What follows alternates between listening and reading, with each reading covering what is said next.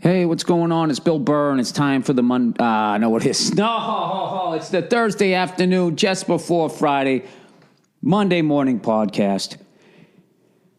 And I'm just checking it on you. Sorry, I'm saving my voice. I fucked up my voice a couple months ago, and I just ignored it. And now I'm throat coating, teaing it. I got some halls, sucking on the halls there. Dude, it's the fucking mentaliptus. Whatever the fuck it says on the thing. Hall's mental lipless? Mental liptus? Eucalyptus? I don't know. Take a steam. What you need to do for your voice is you need to stop talking. You need to drink some condensed milk. There's like 20 people right now. Condensed milk? Well, that would actually cause phlegm. Shut the fuck up. You never went to medical school, okay? All you did was drink a glass of milk. Stop talking like you're a fucking veterinarian. I didn't want to be in a mood like this. All right, so, Billy, no fun.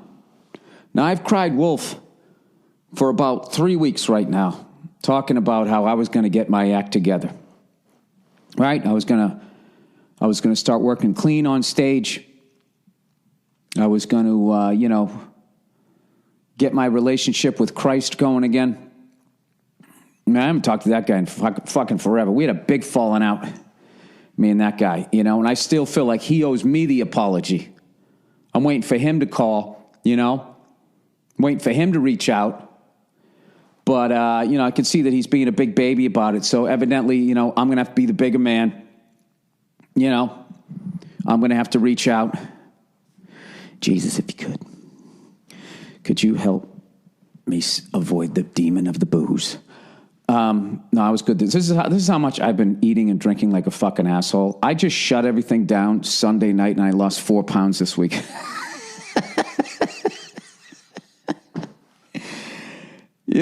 Just fucking, and I even got hammered one night. I was doing so well. Dude, the 4th of July, happy birthday, dear United States of America. Happy birthday, dear United States of America. Happy birthdays, defenders of freedom.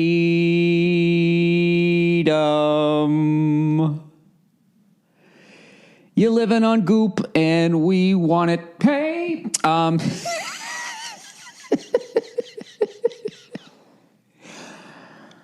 Oh, Jesus. Anyways. On July 4th, you know how many burgers I had? 0. You know how many hot dogs I had? 0. You know how much alcohol I had? 0. Until a couple came over, our friends, they brought their kids over. They had a little one, then they had one that was like 7, 8 years old. This kid was a riot, telling me knock-knock jokes. He was killing me. His delivery was outstanding. He was making up his own knock-knock jokes. But just the way he would do the punchline, he'd be like, okay, I got one. He was just making them up on the spot. He'd be like, knock, knock. I'd be like, who's there? And he'd be like, Liz. I'd be like, Liz who? And he'd be like, listen to my music.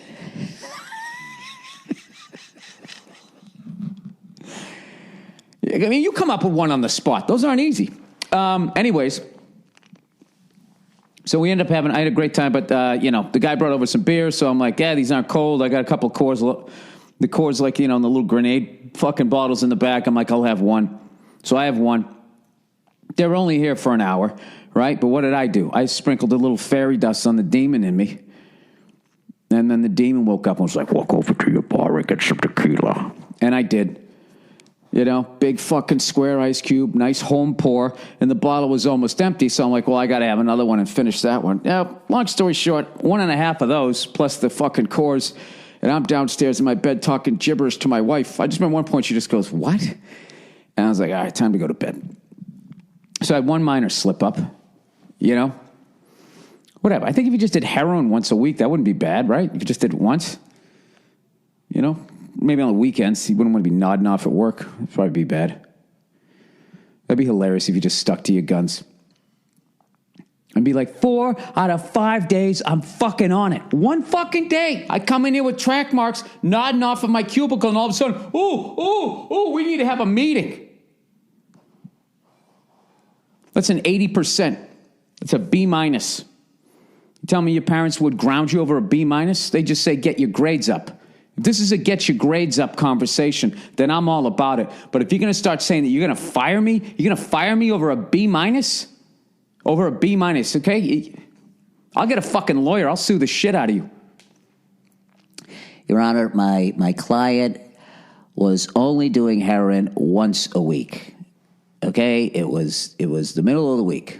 It was a Wednesday. Okay? He came in, he crushed it on Monday and Tuesday. Wednesday, admittedly, he wasn't worth anything. But Thursday and Friday, he finished strong. If we could equate this to a sports analogy, he went 0 for 20 in the beginning of the third quarter, but he came out with a victory. Sorry. Anyways, so I lost 4 pounds this fucking week, and I think I'm back on it. You know what? I have an acting gig coming up, so I got to get down to my fighting weight, as Bob Pogo.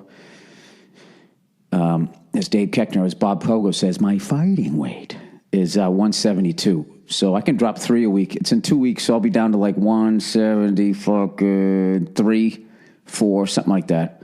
And then I'll just fucking wean the next 2 off while I do the shoot. And there you go. That's how it's done. All right? All you fat actresses out there fucking bitch moaning and complain, oh, it's so easy for a fucking guy. We got our fighting weight too. You know?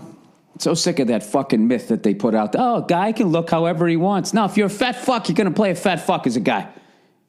It's just what it is. You're going to play a fat fuck. And the jokes are going to be that you're a fat fuck.